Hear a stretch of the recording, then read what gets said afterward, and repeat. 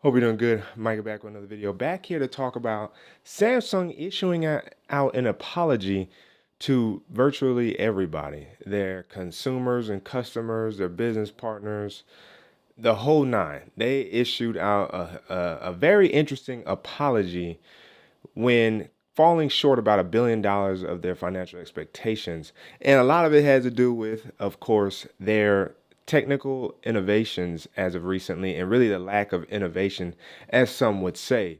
For me, I think that yes, Samsung has been dropping the ball a little bit, but not to the degree in which people really think or people really feel, I should say. I do think Samsung definitely should do a lot better when it comes to their innovation to really take charge in that area again, because that is an aspect of Samsung I think we do miss, where they just took chances with products and really pushed the envelope. But we know as of recently, and really probably because of that Note 7 scare, they've become a bit more timid and a bit more weary or watchful with how they push the envelope, and really have been faring more so on the safe side as opposed to the more risky, evolutionary side. And so hopefully we will see some changes based off of their apology. And here we go. And I'm reading it from The Verge, because The Verge is the one that's got this article. So I'm covering it from The Verge.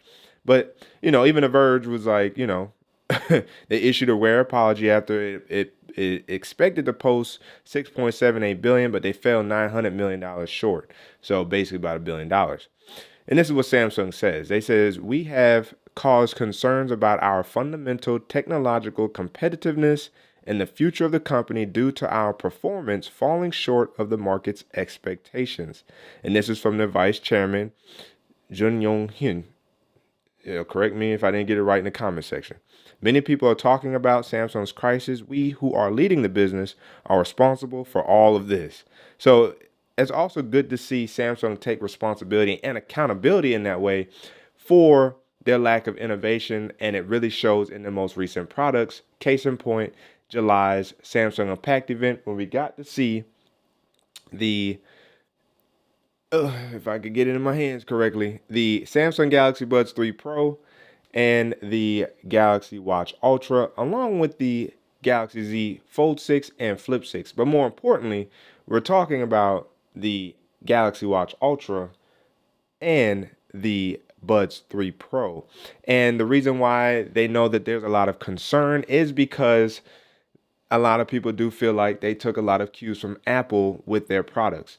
Now, I'm not going to lie. Do these feel reminiscent of the AirPods Pro second generation? Yes, from a design perspective. However, since I've owned both of them, I definitely prefer the Galaxy Buds 3 Pro over the AirPods Pro 2. And that is not just because their subtle design differences is different, and in my opinion in ways better, because these also fit in the ear and stay in the ear, in my opinion, better than the AirPods Pro 2. But I also think Samsung is doing a better job from an audio perspective with these than the AirPods Pro 2. But the hardware is what we're talking about, in that they do look like the AirPods Pro 2. Do I think they need to go back to the wingtip approach that really gave the Galaxy Buds their indistinguishable flair? Yes, I do. But that is the AirPods Pro 2. And we know that the Galaxy Watch Ultra, that's on my wrist now, the name and moniker of Ultra, although Samsung did have it first, Apple beat them to the punch for the watch category with the moniker or name Ultra. But people think that this also looks similar to the Apple Watch Ultra, and this is where I think that's just completely disagreeable. I just think Samsung decided to release an Ultra model to also compete against Apple in that market of rugged, more, exercise focused hardware for your wrist. And I think that, they definitely took small cues, but not a lot of cues. I definitely don't think this is similar in that much or in that vein of the Apple Watch Ultra. And this isn't even really that well suited for diving, whereas the Apple Watch Ultra is more suitable for diving. So I think that Samsung, at least with those two product categories, definitely were inspired by Apple. But then you also see where Samsung beat Apple to the punch and came out with their Galaxy Ring. And the Galaxy Ring, I think, is going to be much more successful than people think. And this is where they can challenge the market, and I think they already are challenging the likes of like Aura and Rincon with their smart ring to actually make Apple think twice about how they approach their Apple ring or iRing, whatever they want to call it. So I do think that there's a little bit of a push and pull there from Samsung when it comes to their technologies that they've released recently. And right now, Samsung, if you wanted to consider Apple in this conversation, they're the only ones making flip and folds right now between the two, and they're leading the pack in that way for the most part, just because they have so many generations out. Now, will I say that Samsung has cooled down on the level of innovation on their flip and foldables? Yes, I definitely think that Samsung needs to do better and take more risks with these devices and really push the needle, because these very small incremental updates is the reason why they're not really selling like that, because people rather just keep the previous generation because there's not enough upgrades there for them to have to spend another $1,500 to $2,000 on a device, unless you do the trade-ins that Samsung offers, which then gives you more incentive to upgrade.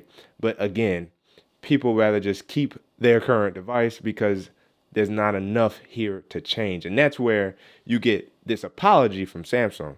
And so if we jump back into this apology here, here's the actual apology translated by Google. Yes, to our customers, investors, and employees who have always loved Samsung Electronics. Today, we, the management of Samsung Electronics, would like to first apologize to you. The performance that fell short of market expectation has raised concerns about the fundamental technological competitiveness and the future of the company. Many people are talking about Samsung's crisis. All of this responsibility lies with us who are leading the business. And then, of course, dear customers, investors, and employees again, Samsung has a history of challenge, innovation, and overcoming that has always turned crisis into opportunities. And so this is where they're basically setting up the fact that this crisis that they're in now, we're going to see change going forward. Now, how soon do I think we will see those changes? Well, we do kind of know a little bit of rumors, and maybe I'll cover those in a separate video. The Galaxy S25 Ultra is going to have a new, slight different look. And we now know about the Galaxy Z Fold 6 Special Edition having a slight different look. And that will then go and lead into next year. What does next year look like with the July's Samsung Unpacked event? Do we see a Galaxy Ring 2? Do we see an Samsung Galaxy Watch Ultra 2? Do we see more innovation with the flip and foldables summertime next year? That's where we're going to see whether or not Samsung is serious about this push. But we also know the way technology works, the way plans are in place, we may not see these changes for a couple of years at most, because it's going to take some time to implement new strategies and new thought processes in order to really execute on the innovative vision that Samsung is going to want to now implement. So if we go on with the apology here, it said, our management will take the lead in overcoming the crisis. Above all, we will restore the fundamental competitiveness of technology. Technology and quality are our lifeblood. It is Samsung Electronics' pride that we can never compromise on. Rather than short-term solutions, we will secure fundamental competitiveness.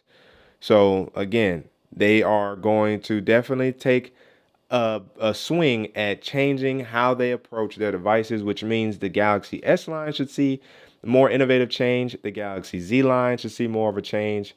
Even the more mid-range, budget lines such as the A, the M, those should also see changes, if the M even still exists, really. And there are more wearable technologies such as the buds, the watches, the rings, right? Those should start seeing more innovative flair from Samsung going forward, with them taking this serious, because they also didn't like internally the fact that their development team or their R&D teams was taking cues from Apple. So it's going to be interesting to see just how much change we see with these devices when it comes to the Samsung Galaxy world and ecosystem. Even when you consider the Galaxy books, even what kind of change will we see? So let me know down in the comment section below. Do you guys appreciate the apology that we received from Samsung, and that they're promising to also bring change? Will we see more of that risk taking that we see from Oppo, and that we see from Honor, and that we see some Vivo and Xiaomi? Will we see that energy from Samsung within the next few years, the comment section is open for discussion. But again, as always, you guys haven't already, make sure you guys hit the like button, subscribe to the channel, turn the notification bell, so I'll free down some videos so you and I can sit back, check, see what's cracking. And don't forget to hit that super thanks button down there by the like and dislike button, Cash App and PayPal, and check the channel out for all the videos available to you. That's the way to keep tech fresh and alive on this channel. Micah signing out until the next video. Wait for it.